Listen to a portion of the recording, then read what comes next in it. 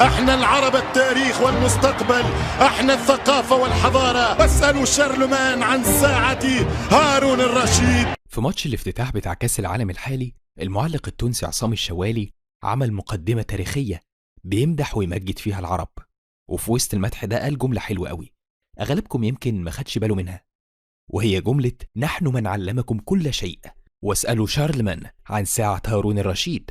طب انت بقى تعرف مين هو شارلمان؟ طب تعرف ايه هي ساعة هارون الرشيد؟ تعالى يا سيدي لما احكي لك الخلاصة. هارون الرشيد ده كان خليفة المسلمين في عهد الدولة العباسية، وشارلمان ده كان ملك مملكة الفرنجة وإمبراطوريتهم اللي هي فرنسا حاليا.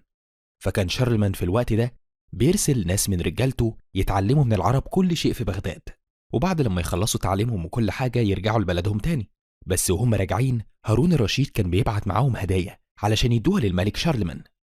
وفي مرة من المرات هارون الرشيد أرسل للملك شارلمان ساعة مائية جميلة جدا مصنوعة من النحاس وطولها 4 أمتار، والساعة دي كانت بتشتغل بقوة دفع الماء جواها، فكانت كل ساعة بيسقط منها كور معدنية فوق قاعدة نحاسية، فكانت بتعمل صوت جميل قوي في القصر.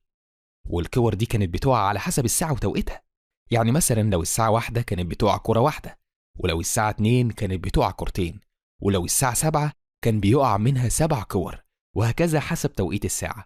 وفي نفس الوقت الساعة دي كان موجود فيها 12 باب بيخرج منها فارس حسب عدد الساعات ويلف ويرجع تاني مكان ما خرج، يعني لو الساعة 1 يخرج فارس 1، ولو الساعة 2 يخرج فارسين، ولو الساعة 3 يخرج 3 فرسان، وهكذا لحد الساعة 12 يخرج 12 فارس.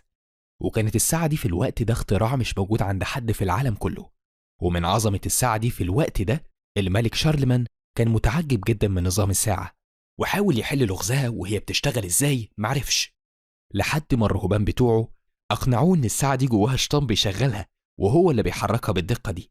فهو صدق فعلا وجاب الليل هو وجنوده وجابوا فؤوس وكسروا الساعة دي علشان يعرفوا يحلوا لغزها، فكسروها ومعرفوش لغزها في الآخر ولا هي بتشتغل ازاي، وحاول يصلحها تاني معرفش، فراح جايب أفضل المهندسين عنده وأمهر الصنايعية والعلماء علشان يعرفوا يشغلوا الساعة دي تاني، إلا إن كلهم فشلوا ومحدش عرف يصلحها تاني. وساعتها الملك شارلمان زعل جدا جدا خجلا من عظمة العرب وقتها وذكائهم الغير عادي، وحتى إن حاشية شارلمان اقترحوا عليه إن هو يبعت للملك هارون الرشيد يخليه يبعت له وفد من العرب علشان يصلحوا الساعة تاني، لكنه رفض خجلا من هارون الرشيد وقال ماذا سأقول له؟